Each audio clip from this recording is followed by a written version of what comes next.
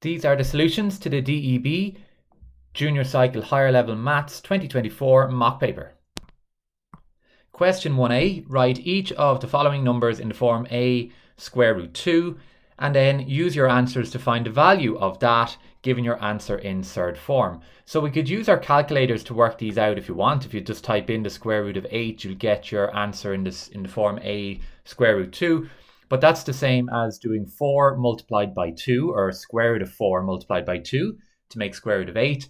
Square root of 4 is 2 multiplied by root 2. So square root of 8 is the same as 2 root 2. So that's the first one done.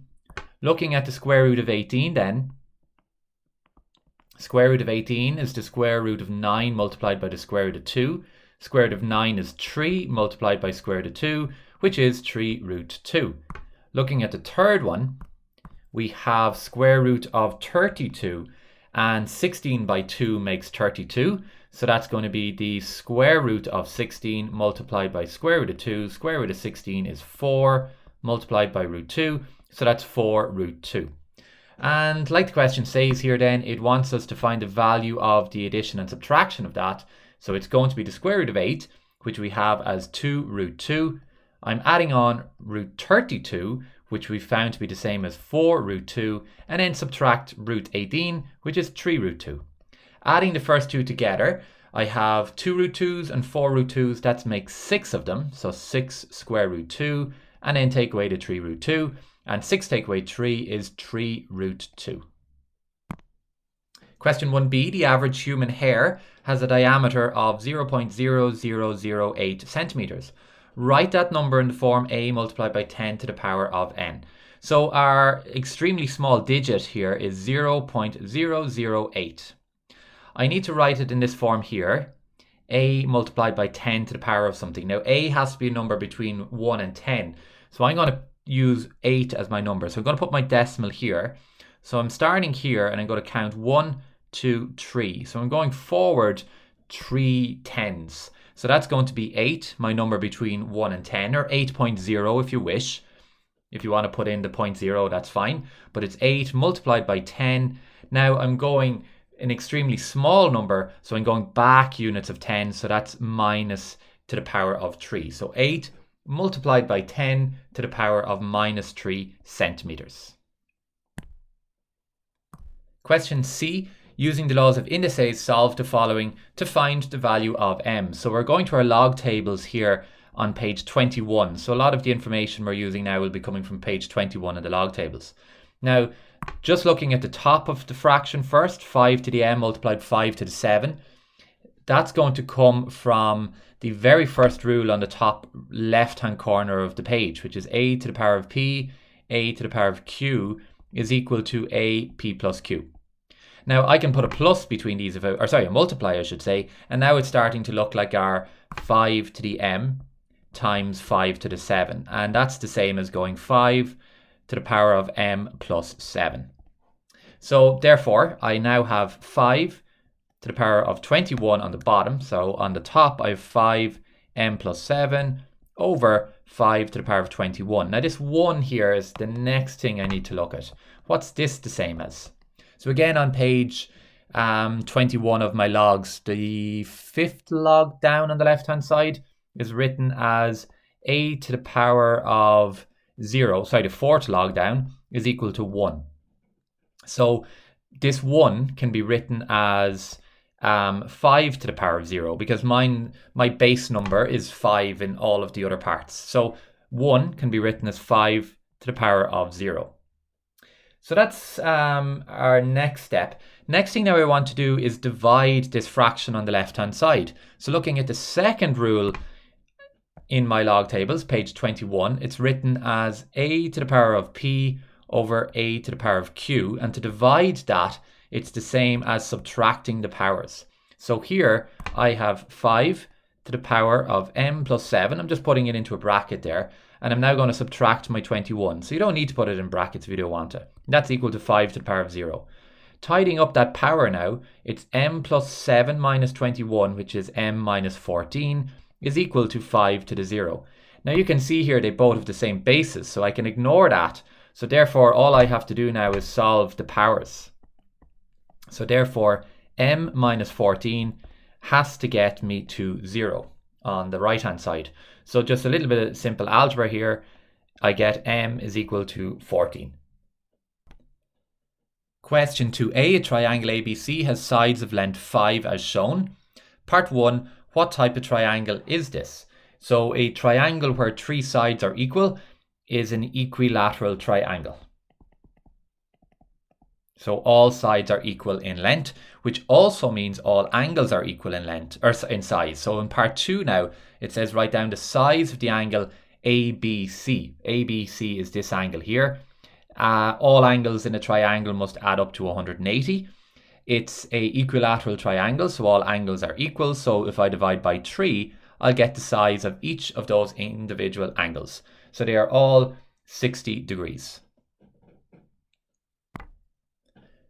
B, each of the following shapes can be divided into a number of triangles as shown. A group of students discovered that there is also a relationship between the number of sides in each shape and the sum of the shape's interior angles.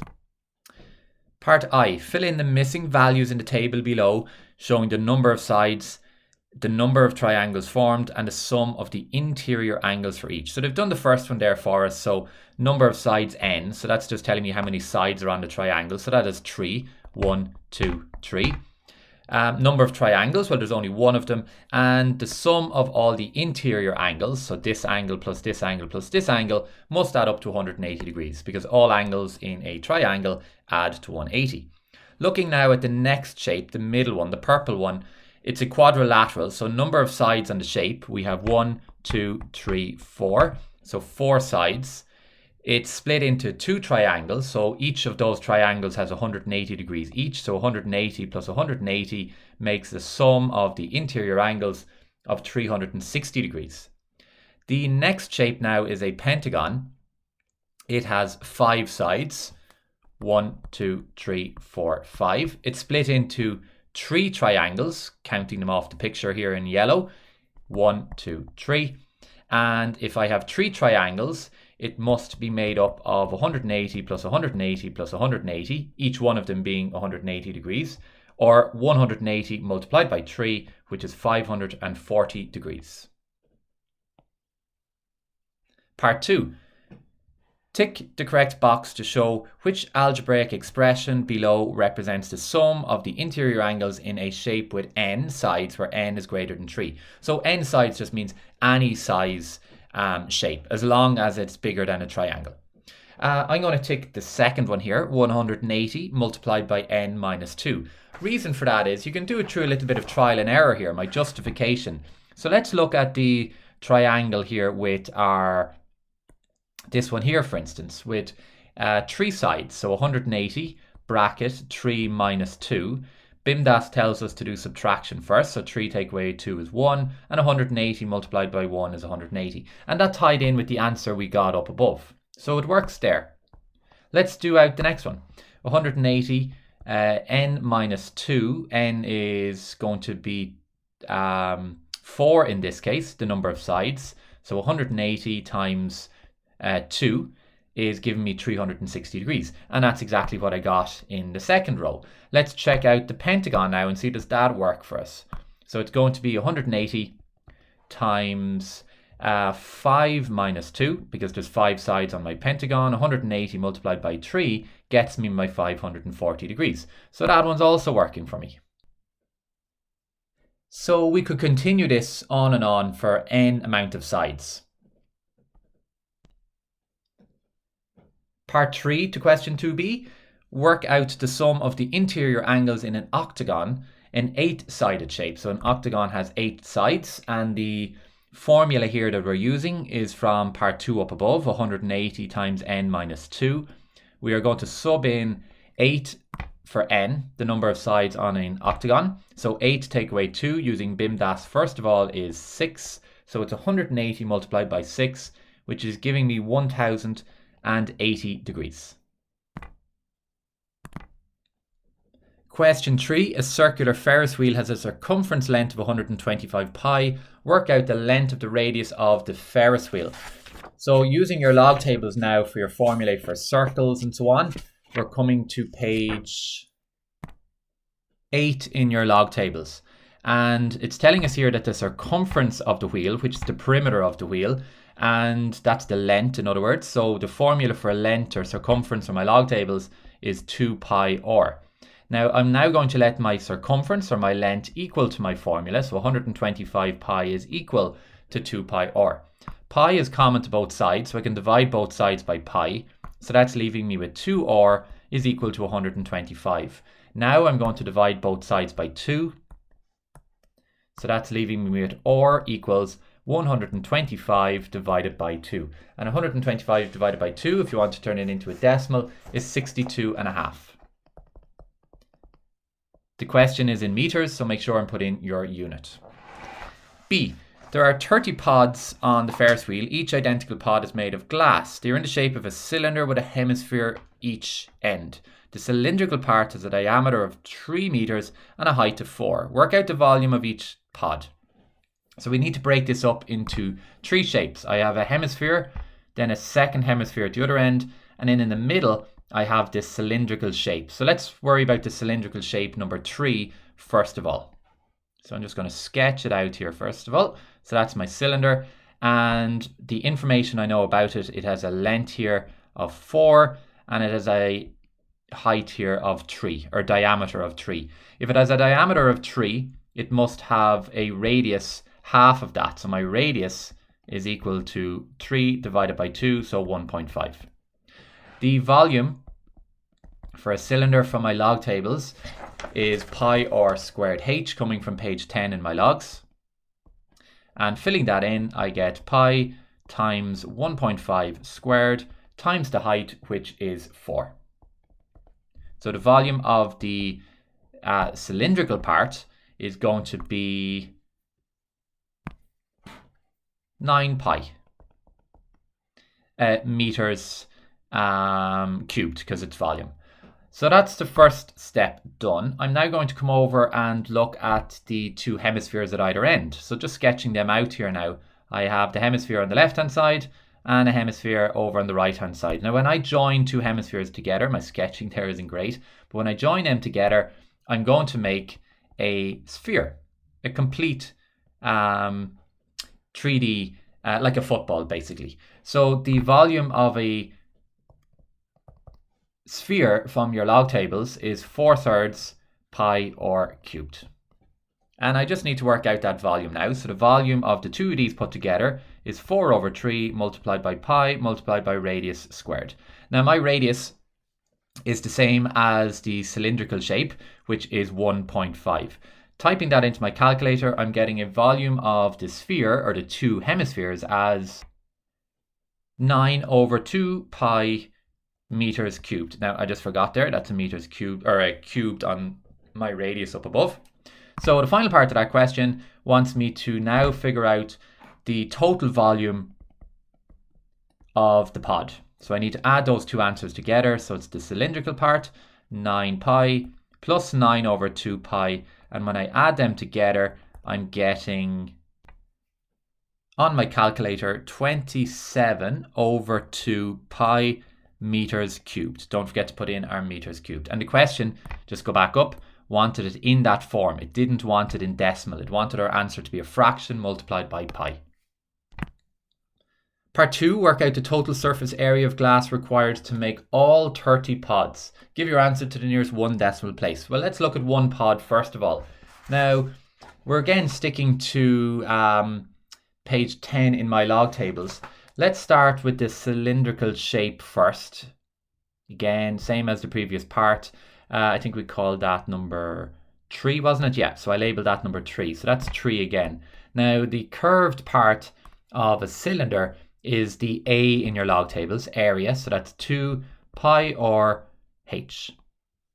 And filling that in, I get area to be 2 multiplied by pi. Again, I'll stick with the button on my calculator. I'm not changing it to anything like 3.14. My radius again was 1.5 and my height is 4. Typing that into my calculator, and I'm getting a curved surface area of the cylindrical part to be 12 pi. I'm not going to turn it into a decimal just yet. I'm now going to come along and look at the two hemispheres at either end. Now the two hemispheres at either end, once again, when I join them together, two hemispheres will make a sphere when I stick them together. And the area, or the curved surface area of a sphere, is given in my log tables as 4 pi r squared. So that's 4 multiplied by pi button multiplied by 1.5 squared, which is giving me a curved surface area to be 9 pi. Now, just at this stage, just to be aware, just if you're going through your notes, remember we don't need to add the circles here at the ends of the cylinder like you might have in your class notes, because it's been stuck together with the hemispheres at either ends. We don't have them circles. And same here, we don't have these circles here if you're splitting it into hemispheres. So just be aware of that you don't have those circles to include. Now I need to get the total surface area of one pod, so I need to add them two answers together. So that's giving me 12 pi plus 9 pi, which is giving me 21 pi. Now there's 30 pods, so I'm going to multiply that by 30 to get the total surface area, which is 630 pi. And the question wants it to one decimal, so I'm pressing my SD button on my calculator. So 1979.2 meters squared, because it's area. Question 4a. Work out the value of a squared minus 6ab. So we're basically subbing in minus 5 for a, 1/9 for b. So I'm using brackets here to first of all identify where I'm going to put my letters. Then I'm putting in minus 5 for a, so minus 5 squared, and minus 5 here. Then I'm putting in a 9th for b, so that's going in here. I then, be careful working this out on your calculator. Minus 5 squared is minus 5 by minus 5, which is 25, positive 25. Two minuses here will give me a plus, so 6 by 5 by a 9th is 10 over 3, and I'm adding on 25, so that's giving me a value of 85 over 3. Now you can turn that into a decimal if you wish. Just be careful when you do, it's coming out at 28.3 reoccurring. So that little dot above the 3 means it continues. So it's not 28.3, it's 28.3333333. It continues. Question 4b, factorize the following. So we don't need to move anything around. So I'm just going to factorize these two first of all, and then I'm going to take the two in green separately, because there's nothing common to all four terms. So 8x squared minus 6x, I can factorize out 2x. Multiply 2x by 4x, that makes the 8x squared. Put back in the minus, and 2x by 3 will make 6x. So that's the first two done. Now I'm coming to the green one. Don't worry too much about the signs just yet. Just factorize out something that's common. So I can take out a y. Don't think there's anything else there. Maybe just one y. You can call it 1y if you want. And y multiplied by 4x is 4xy. Again, like I said, don't worry too much about the signs. Then y multiplied by something gives you 3y, so it must be 3. So now what you have to think is that this set of brackets must be identical to the original set of brackets. So these two must be the same. So in order for my second one to be the same, I need to put a minus in here. So that's the first step. Make sure the brackets are the same. Now I come back and figure out what sign is going in here that multiplies something y to get 4x. Now that has to be a minus 4x there. So that means I need to put a minus outside here, because minus y multiplied by 4x will give you minus 4xy. And then the second jump, minus y multiplied by minus 3 will give you positive 3y. So I'm happy that they work. Final step is to group them together. So that's going to be 2x minus y as one of my factors, and my 4x minus 3 as my second factor. Part C, solve the following equation. So I'm just going to keep my equals coming down here. I then need to multiply the 3 into the bracket. Don't multiply the 3 by this 8. That 8 is not in the bracket. So 3 multiplied by 5x is 15x. 3 multiplied by minus 9 is minus 27. Then put back in that plus 8. I'm going to group the minus 27 and the plus 8 together now. You don't have to do it now, you can move them if you prefer, but that's going to give me minus 19 equals 12x minus 1. I'm then going to subtract 12x from both sides, or move it over that way, and then I'm going to add 19 to both sides, or just move over the minus 19 to become a plus. So that's giving me 15x minus 12x is equal to minus 1. Make sure you put back in that minus, and then the minus 19 becomes a plus 19. 15 take away 12x gives you 3x equals minus 1 plus 19 is 18. Dividing both sides now by 3 is leaving me with 1x, or just x, is equal to 18 divided by 3, which is 6. Question 5a, work out Luca's annual income tax at each of these two rates, the 20% and the 40%. So let's first of all look at the 20% tax rate. And it's saying here that it's 20% on the first 42,000. So we're finding 20% to 42,000. So either multiply by 0.2 or divide by 100 and multiply by 20.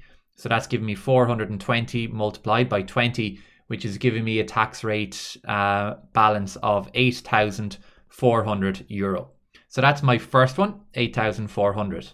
I then have to come over and do the same thing again at the 40%. Just be careful here, the full wage is 54,000. We've already paid tax on the 42,000, so I need to take that away. So I only need to pay 40% on the 12,000. So it's 12,000 euro multiplied by 0.4 or divide by 100 and multiply by 40, which is giving me 4,800 euro. And remember to fill it in, 4,800 for the 40%. Question 5b, Luca has an annual tax credit of 4,150. Work out Luca's annual take-home pay after income tax has been deducted. So let's first of all find the two tax rates when we add them together from part A. It was the 8,400 euro plus the 4,800, which is giving us 13,200 euro. So that's the gross tax. And we now need to take away the tax credit from that, because a tax credit is good to the employees. We need to take that away, which is 4,150 euro, which is giving me a 9,050 euro as Luca's net tax. So after all deductions. Now the question wants us to find his take-home pay. So take-home is going to be his wages, which is from the question up above, 54,000 euro. We are taking away the net tax of 9,050 euro, which is giving Luca a take-home pay of 44,950 euro. Part C, Luca receives a pay rise. His annual take-home pay after income tax has been deducted is now 49,000 euro. Work out Luca's new gross annual income. So he's now taking home 49,000 euro. If we go back up to part B, we had it that Luca was taking home 44,950 euro. So let's find how much of an income increase he's received after tax. So if we take these away from each other, that leaves Luca 4,050 euro increase after tax. Now, let's go a little bit further. What does that really mean? Remember that Luca's taxed at two rates, the 20% and the 40%. Now, Luca's already gone into the higher tax bracket. So that means any increase in wages will automatically be taxed at the higher rate of 40%. So that means that this 4,050 euro that Luca has as extra must represent 60%, because the 40% has been paid out in tax. So this increase that Luca receives into his pocket is 4,050 euro. So what we're trying to achieve here is, what's the gross annual income before taxes? And that represents 100%. What was it before all these taxes were taken away? So to get 1%, we divide both sides by 60, which is €67.50. So that's 1%. If we multiply that by 100, we'll find out his increase. So €67.50 multiplied by 100 will find us 100%. So that's giving us a wage increase of €6,750. So that's the extra increase in his wages. Now the question though wants his new gross annual income. So we first of all need to take his original wages, which was 54,000. He has an increase of €6,750, which is giving Luca a new wage of €60,750. Question 6a. Use the angles in the diagram measuring 65, 5y and 30 plus 7x. Part 1. Write down two alternate angles. So alternating angles is when you're looking for the Z shape. So if we go with the 65, bring it down to the 30 plus 7x, we have two angles here on the Z shape, which is giving us 65 degrees and 30 plus 7x. They are alternating angles. Question 6a, part 2. Write down two angles that sum to 180 degrees. A couple of different angles we could use here. Looking at these two here, they're on a straight line. Two angles on a straight line must add to 180. So we could pick 65 degrees and 5y degrees. That's one pair. We could also pick corresponding angles. We could use, well, remember we said that this angle and this angle are equal to each other. So that means then that the 30 plus 7x plus the 5y must add to 180, because the 30 plus 7x is the same as 65. So another pairing there you could have is 30 plus 7x plus 5y, because look at it here, we have that these two are equal to each other. So that's the reason why we have that second pair there. B. Work out the value of x and the value of y in the diagram. So let's start with x first of all. Now if you come back up here, we found two angles that are alternating here. So let me just draw an arrow here to see what I'm talking about. So those two angles are alternating, which means that they are the same as each other. So that means I can put an equal sign between them to say that they are equal. So I'm going to say that 30 plus 7x is equal or the same as 65. I'm going to subtract 30 from both sides or move it over, which is giving 7x equals 65 minus 30. 7x is equal to 35.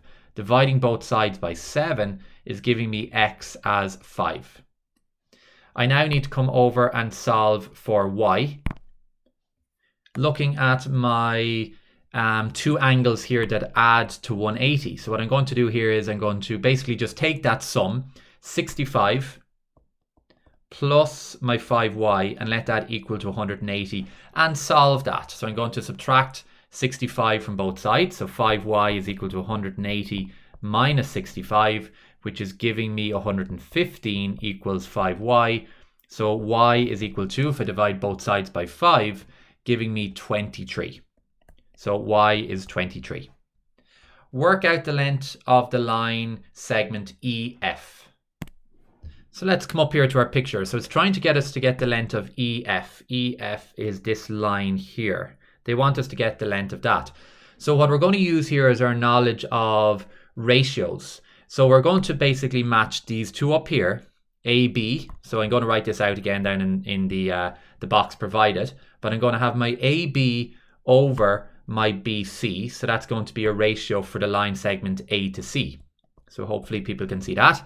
AB over BC. So that's going to be, say for instance, it's going to be 2 over 3 in a minute. And that's going to equal, and I'm now going to do similar here for this segment of line here. So I'm going to match up the FE first of all. So that's a line segment. And I'm then going to match it up with the E to D. Now the FE is what we're trying to find. So I'm going to keep that as FE, but I know the length of E to D, it's 3.3. So there's the two fractions that I'm going to take down into the box provided, and I'm going to solve those two fractions then.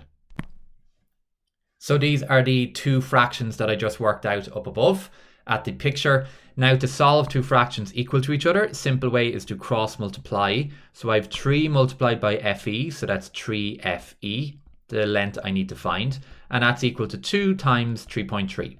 So 3FE is equal to 6.6. To get FE on its own, I'm dividing both sides by 3. So it's 6.6 divided by 3, which is giving me a length of 2.2. So therefore, FE is equal to 2.2. Now the question isn't in centimeters or meters or kilometers, so I'm just going to say units.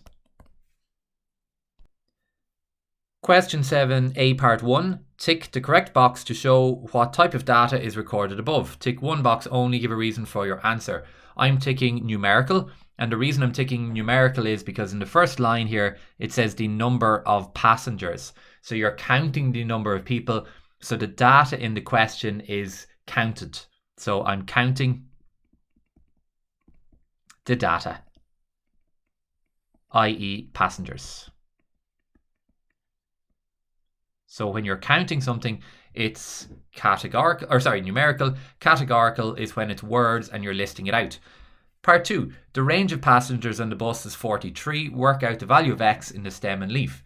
So to calculate the range, it's the largest number, take away the smallest number. So in this question, our largest number is 4 and then followed by the x. Now the 4 stands for 40, and then I'm going out an extra distance to the x, so it's 40 plus some number x. So say for instance, if you come up to the table here, this one here that I've boxed off, that's 35, which would be 30 plus 5. So that's how I'm writing my unknown value in the 40s. And I'm now going to take away the smallest number, which is 6 or 0.6.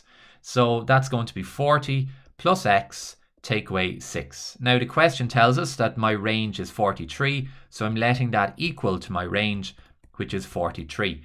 The 40 take away the 6 is 34. So that's 34 plus x is equal to 43. I'm going to subtract 34 from both sides.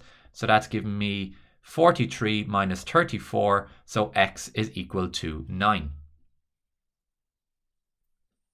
Write down the modal number of passengers on the bus. Modal stands for the most common or the most popular.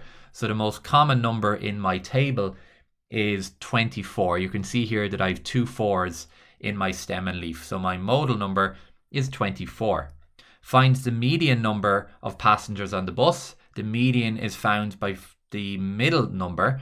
And to get the middle, it's easiest just to cross them off as you go. First with last, second with second last, third with third last, and so on and so on.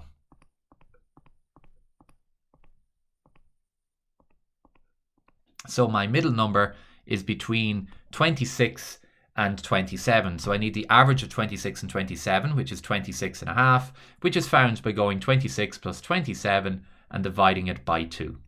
So 26.5 passengers. Now again, I know we can't get decimals, but the question said find the median number of passengers, so it's turning out to be a decimal in this case. Part B. The delay in minutes by buses reaching their final destination in the city was also recorded. The buses delayed by between 0 and 40 minutes are shown in the histogram below. Use the information in the histogram to complete the table. So 0 to 8 is 10, that bit's done for us, so that's up to 10. The next one then, 8 to 16, is bringing us up to 8 buses. The next one is done for us. 24 to 32 is bringing us to a height of 3. 32 to 40 is bringing me up to 2. And then 40 to 48 we're going to leave off. We still have to worry about that. That's probably in the next part of the question. And B part 2. The estimated mean delay of the buses is 18 minutes 30 seconds. Use mid-interval values to find the value of y. So mid-interval values, first of all, you have to get the mid-interval. So if I come up to the table here, I'm just going to zoom in for a second. So the middle of 0 and 0 and 8 is 4. So add 0 plus 8 and divide by 2, you get 4. The middle of 8 and 16 is going to be 8 plus 16, which is 24. Divided by 2 is 12. 16 to 24, add them together, divide by 2, you'll get 20. 24 minus 32, that's adding them together and dividing by 2 will get 28. The next one, 32 plus 40 is 72, divided by 2 is 36. And the final one, just to show you what I'm doing here, you add the two of them together, divide by 2, so I'm getting 44 as my middle. I now come down to my space here now, and I have to work out my mid-intervals. So to do that, I'm multiplying my mid-interval, which is 4, by the number of buses, which was 10. I then come to the next one, which is 12 multiplied by 8, and so on. 28 by 3, 36 by 2, and then the final one, 44 by y. We put this over the total number of buses, which is 10 plus 8 plus 4 plus 3 plus 2 plus y. Working out the top line of the table now, of the fraction, 4 by 10 is 40, plus 12 eighths, 96, plus 80, and then 28 by 3 is 84. 36 by 2 is 72, and then the final one, 44 by y, is 44y. And this is all over.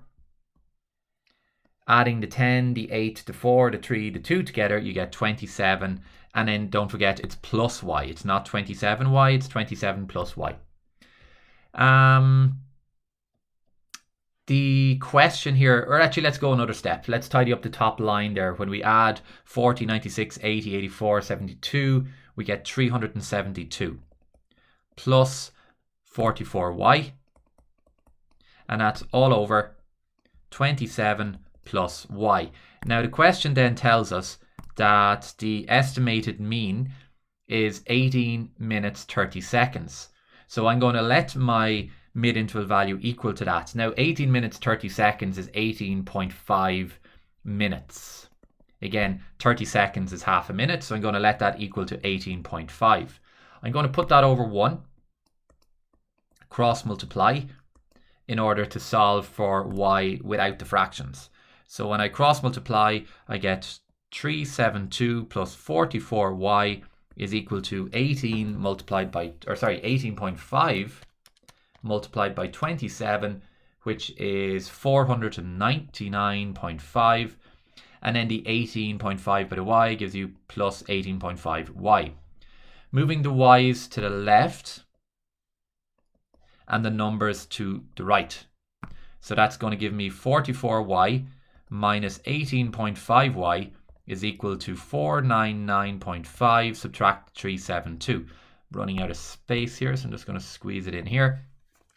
The 44y and take away the 18.5y is giving me 25.5y is equal to 499.5 subtract 372, which is coming out at 127.5. Divide both sides by 25.5 to get y on its own. So that's giving you a value for y as, let's do it out in the calculator, 5. So our value for y is 5. Part 3, use your y or your value of y to complete the histogram above. Okay, so we need to come back up to our histogram and write that in. So we're going to 5 on our histogram, which is here. So I'm drawing my bar up again. You should have a ruler to be doing this in your exams. So it should look something like that. Okay. Question 8. The vertices of the triangle ABC touch a semicircle as shown in the diagram. AB is the diameter of the semicircle, AC is 5, BC is 12. Okay, so it's all in the picture really. Show that the semicircle has a radius of 6.5. So we need to know our rules here, our theorem, which states that the angle on the created by the diameter on the edge of the circle is 90 degrees. So the angle, so just to note it here, the angle ACB is 90 degrees. So that's going to be needed here, and because of that we can then use Pythagoras theorem. So if we were to draw out that triangle, it's a right angle triangle. So we have our 90 degree here, which is our C. coming over to A and up to B. And across from the C is the diameter, which we're trying to find. So I'm just going to put a D here. And the other two sides are the 5 and the 12. So I'm going to use that information now in my Pythagoras theorem. So c squared is equal to a squared plus b squared. Filling that in, the c has to be the side across from the 90 degrees. So that's my d, the side I'm trying to find, diameter, equals to the other two sides, so 12 squared plus 5 squared. So that's the diameter as 12 squared, which is 144, plus 5 squared, which is 25. So d squared is equal to 169. To get d on its own, or diameter, we get the square root of 169. So the diameter of this circle is 13. Question wants radius. So radius is equal to half the diameter, or divided by 2. So radius is equal to 13 divided by 2, which is 6.5. And the question wanted us to show that the radius was 6.5. And there we have it. Question 8b. Use trigonometry to work out the size of the smallest angle in the triangle. So if we take our triangle here again, let's sketch it out. We have B, C, A. Filling in the dimensions that we know, we have 12, 5, and 13. The smallest angle is always found across from the smallest side, or the shortest side. So the smallest angle must be this angle here, angle B. So we're trying to find angle ABC. We could use our trigonometric ratios, sine, cos, and tan here for this. So silly old Harry caught a herring trawling off America. It's up to you which one you use. I'm going to use the 5 and the 12 because they're the two that were given to us in the question, rather than using the 13 just in case that was wrong. So labeling my picture, first of all, this will be my opposite. Across from the 90 is my hypotenuse, and the 12 then will be my adjacent. So I'm using the 12 and the 5, which is opposite and adjacent. Opposite and adjacent will be tan. So I'm getting tan of B, which is my opposite, which is 5, over my adjacent, which is 12. To get B on its own, we need to move the tan over. So that's tan inverse of 5 over 12. And the tan inverse of 5 over 12 is giving me 22.6 degrees. So the size of B is 22.6 degrees, and the question wants it to one decimal place, so we're happy with that. Part C, find the area of the shaded region in the diagram. Express this area as a percentage of the total area of the semicircle. So first thing, let's list out kind of what we need. We need the area of the semicircle, and we also need area of the triangle, the part basically that is not shaded in. So let's worry about the area of the sector first of all, the semicircle. And our formula for area of a semicircle is going to be our half of a circle basically, isn't it? So half multiplied by pi r squared. Now we can also do 180 over 360 multiplied by pi r squared. So that's going to be half of pi multiplied by our radius, which we got earlier, 6.5 squared. So that's giving me an area of my semicircle as 66.366. Then I'm coming over and finding the area of my triangle. Now it's a right angle triangle, so we can use our half the base by the perpendicular height because it's a right angle triangle. So I'm going to have half multiplied by my base, which is 12, multiplied by my height, which is 5. Don't use the 13 because the 13 is the hypotenuse, and that's giving me an area of the triangle of 30 units, isn't it? Now the question then wants us to express this area, the area of the shaded region, which is the semicircle. Or sorry, the area which is the semicircle less the triangle. So let's do out that actually. So semicircle minus triangle.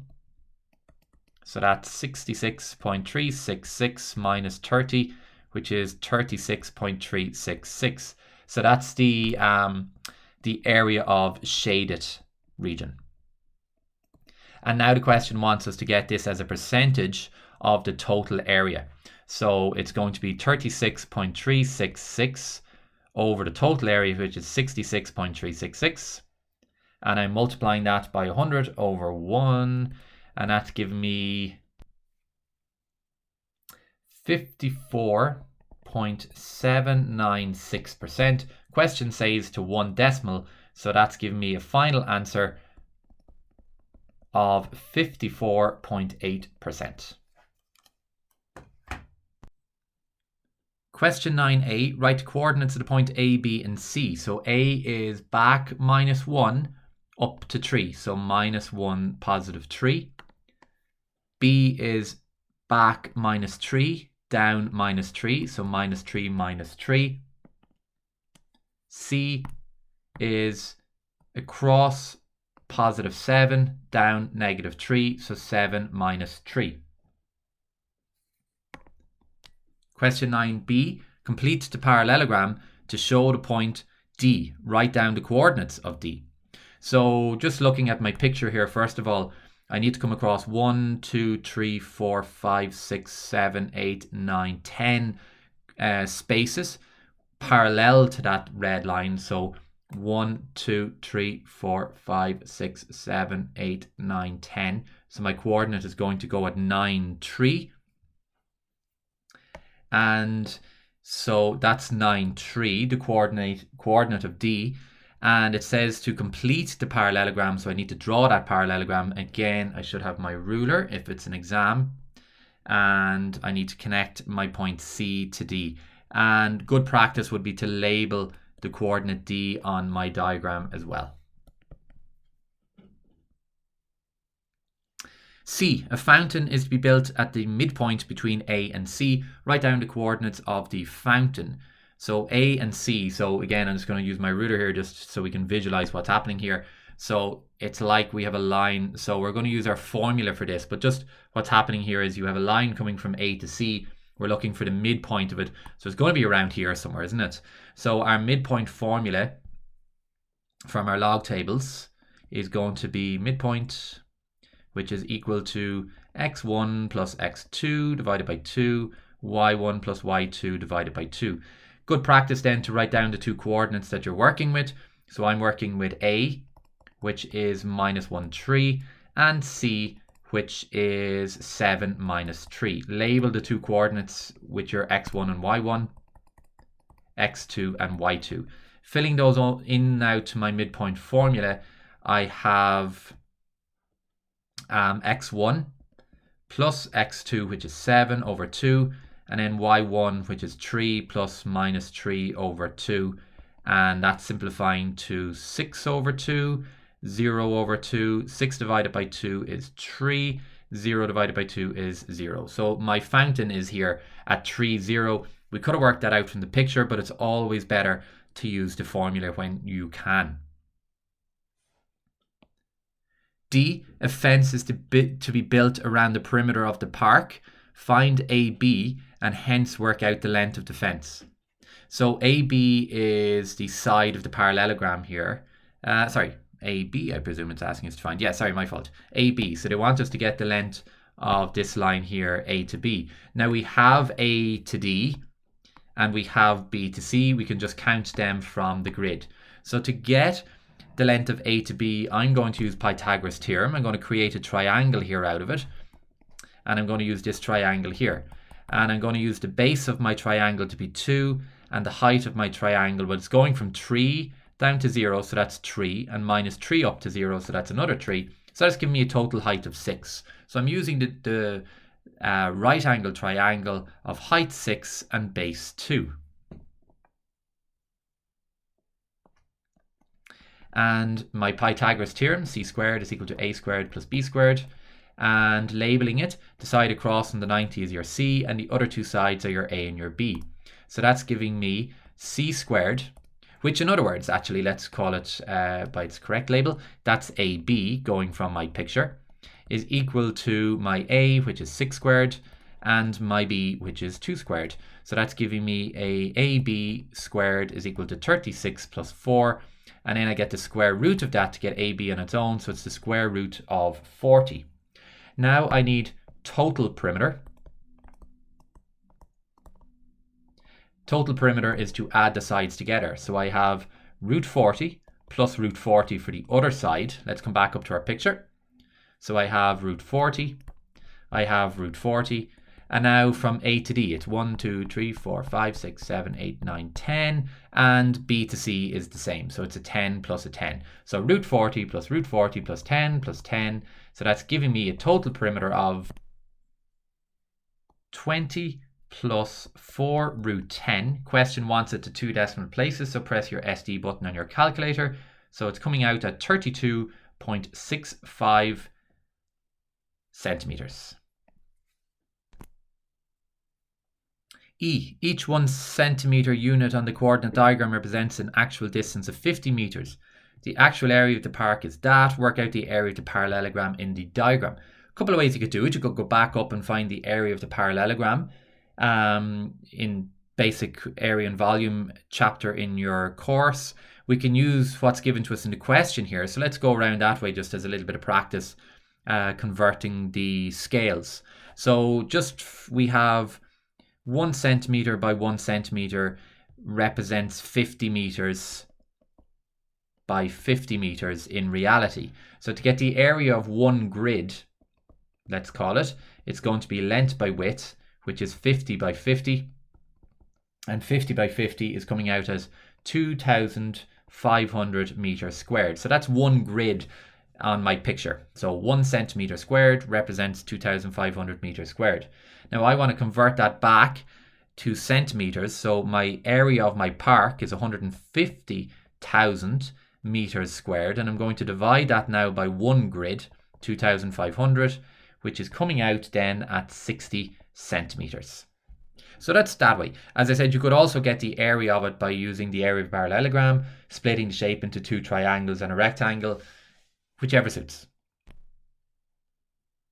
Part F, work out the scale of the map. Give your answer in the form 1 is to n, where n is a natural number. So what have we got here? We know that 1 centimeter represents 50 meters. That's coming from part E up here. And we need to compare like for like here. So to turn that 50 meters into centimeters, we need to go 50 times 100 because there's 100 centimeters in 1 meter.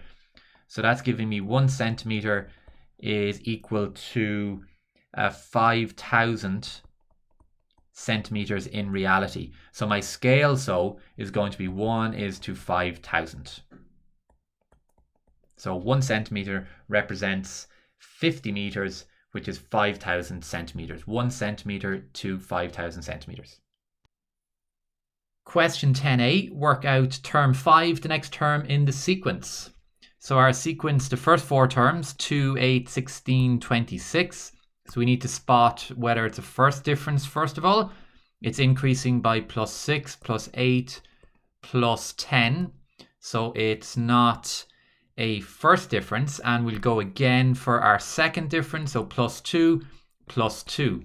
So to get to the next term, I need to add on a plus 2 here to make this a plus 12, because 10 plus 2 makes 12. And then to get my next term, I have to add 12 on to 26. So 26 plus 12 makes 38. So term 5 is equal to 38. B, what type of sequence do these terms follow? Tick the correct box to show your answer. Tick one box only and justify your answer. So it's a quadratic sequence. A linear sequence is one which goes up in a first difference. A quadratic sequence is one which goes up with a common second difference. So common second difference. That's plenty to say. Exponential is going up then by powers. Part C, work out an expression for the nth term of this sequence. So this is a little bit more challenging. There's no formula in the log tables here, so we need to use our expression as Tn equals an squared plus bn plus c. So it's taking the form of a quadratic equation where we have to find a, b, and c. A is always a little bit easy to find. A is the second difference divided by 2. So the second difference we got up above. You can see it in part 1 and 2. So we got our second difference to be 2. And I'm dividing 2 by 2. So our A is going to be 1. So that makes life a bit easier. We've now found one of the three terms, A, B, and C. So rewriting my expression is going to be Tn is equal to 1n squared, or just n squared, plus Bn plus C. We now have to find B and C, so we test it now by subbing in term 1 and term 2. So I'm going to find term 1 first of all, going to sub 1 in for n. So term 1 is equal to 1 times 1 squared plus b times 1 plus c. And term 1 from my sequence is 2. That's the first term in the sequence. So I'm going to exchange or substitute 2 in for term 1. And that's equal to 1 squared is 1 times 1 is 1. And plus 1b plus c. I'm going to subtract 1 from both sides, move this 1 over. So 2 take away 1 is 1 equals 1b plus c. So there's one equation in terms of b and c. I'm now going to do it out again, and I'm going to do it for term 2. So I'm building two equations so I can solve them then using simultaneous equations. So term 2 is equal to 1n squared, putting 2 in for n, plus bn, putting 2 in for n, plus c. Term 2, I'm going to substitute that with 8 because that's the second term in the sequence. If you go back up to part A, 2 squared is 4, 4 times 1 is 4, plus 2b's plus c. I'm going to subtract the 4 from both sides or move it over. So that's 8 subtract 4 equals 2b plus c. So 4 is equal to 2b plus c. I now need to solve for a and b using simultaneous equations, using both of those equations here that we've just found.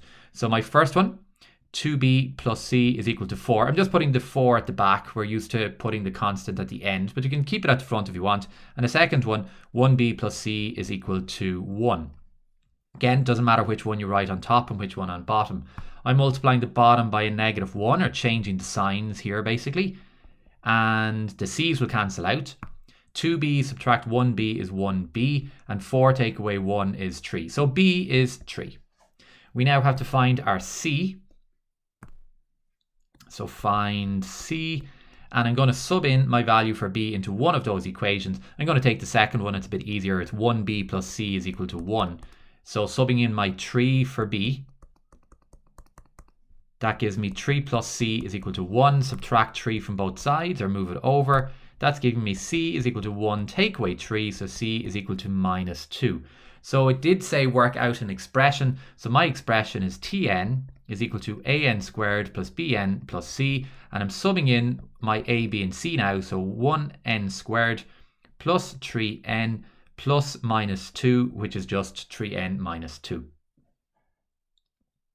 Part D, hence or otherwise, work out the 20th term in the sequence. Now you can keep going up to the 20th term. That's what I mean by the otherwise. But I'm going to use my expression here for the nth term, which we've just found. And I'm going to sub in 20 for n because I'm asked to find term 20. So term 20 is equal to, I'm putting in my brackets, and I'm going to replace my n with a 20. 20 squared is 400 times 1 is 400. 3 20s is 60, and then take 2. So that's 460 minus 2. So term 20 is equal to 458. Question 11a. We need to fill in the Venn diagram. So I'll give you yourself there time to read the question rather than me reading it all out. The first thing here I'm noticing is there's 100 students on this day trip. And the first line here says 24% of the students went on all three. So you're basically finding 24% of 100. Now that's easy enough. It's just 24. Divide by 100 and multiply by 24. So that's all three rides. So 24 students in the intersection of all three. The next part I'm going to work at here is the 1/25th of the students didn't go on any ride. So we're trying to find 1/25th of 100. So divide by 25 into 100 there, you get 4 students. And they didn't go on any ride, so that's going to be outside of the 3 Venn diagrams, but inside the total universal. Now we can put a 100 here beside the U to stand for universal of 100 students. The next one we're going to fill in is the 6 went on the haunted hotel only. So I'm down here at haunted, and I'm filling in 6 students who went just on the haunted. 16 students went on the mega and the haunted, but not the gravitator. So that's going to be this region in here. Those went on the M and the H, but not the G. So I'm filling in my 16 students in here. 17 students went on the gravitator and haunted, but not the mega. So I'm looking at G and H, the intersection of both of those. So it'll be 17 in here because they didn't go on the mega. So that's our 17. 10 students went on the mega and the gravator, but not the haunted. So it's following the same as above. We'll put our 10 in here. The next part is the cardinality, or the number of students who went on the mega. That's what the M here is standing for. This symbol means less or excluding G union H. So I'm leaving out anything to do with G and H. So in other words, what that region is basically asking me to fill in is just this region here. They went on the mega, but not the G and the H. So I'm filling in X in that region here, because that's what the question says. The cardinality of that region is X. And then filling in the last little bit, it's similar. The cardinality of G, excluding or leaving out the union of M and H. So G excluding everything else is Y. So I'm filling Y in my last region here. So that's my Venn diagram filled in completely. Part B. Find the probability that a student picked at random went on at least 2 rides. So that would be these 16 went on 2 rides. They went on the M and the H. These 17 went on at least 2 rides. They went on H and G. And the 10 here went on 2 rides. They went on M and G. Now don't forget these 24 in the center. The question says went on at least 2 rides, which means they could go on 2 rides or 3. So those 24 in the intersection in the middle went on at least 2 rides as well, but they went on 3. So I need to add the 16, the 10, the 17, and the 24. It's out of 100 students in total. That's what the top line of the question says, because probability is a fraction or a decimal. So adding the top line, I get 67 out of 100. If you want to turn it to a percentage, it's 67%, or as a decimal, 0.67. C, the total number of students who went on the mega is equal to the total number of students who went on the gravator. Using the Venn diagram, write down 2 equations in X and Y. So we have 2 equations here. So the key to this is that the mega and the gravator are equal. So let's start with the mega and find out how many people are on the mega roller coaster. So what have we up on our Venn diagram? We have the 10 students, the 24 in the middle, the 16, and then don't forget the X. They all went on the mega. Now I'm going to come over and I'm going to look at the gravator. How many people or students went on the gravator? So we have our 10, we had our 24, we had our 17 students, and we also had the Y. They also went on the gravator. Now don't forget that these are equal to each other because the same amount of students went on both. So what I'm going to do here is just tidy up my equation here a little bit. So if I group these together, 10, 24, and 16, I get 50 plus X is equal to 10, and 24 is 34, and 17 is 51 plus Y. I'm going to bring the X's and Y's to the left and the numbers or the constants to the right. So that's X moving over that Y becomes a minus is equal to 51 minus 50. So my first equation is X minus Y is equal to 1. There's one equation in terms of X and Y. For my second equation, I'm going to take a look at the total number of students on the tour. So the total number of students who went to this amusement park was 100 students. Now in my Venn diagram, if I add up all of those terms, it should add up to my 100. So I'm going to list them out. I have my x, I have my 10 plus 24 plus 16 plus 17 plus y plus 6, and don't forget the plus 4 that you have outside the Venn diagrams but inside the rectangular universal box. So tidying up all the constants here, I have x plus y plus 77.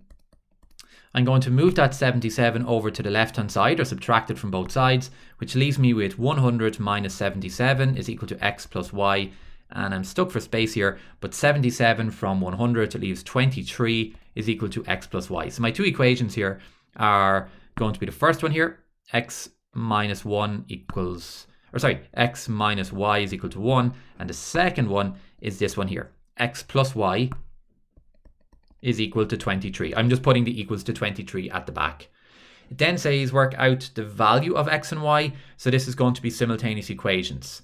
So building my simultaneous equations of x minus y, I should say, not x plus y, is equal to 1, and I have x plus y is equal to 23. The y's have already different signs and the same numbers in front of them, so they can cancel. So I have x plus x, which is 2x, 1 plus 23 is 24. Dividing both sides by 2 is getting me a value for x as 12. I'm now going to come over and solve for y. Now what you can do here is you can sub that value in to get your y, but I'm going to do it out again just to be sure, in case I made a mistake the first time. To get full marks, it's better to do it out twice, just in case you made a mistake the first time. So I'm going to multiply here across by minus 1 to cancel the y's, or change the signs here.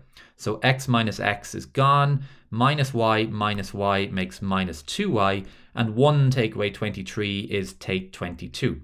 Dividing both sides by that minus 2, I get minus 2 divided by minus 2 is 1y, and a negative 22 divided by a negative 2 makes a positive 11. So x is 12, y is 11.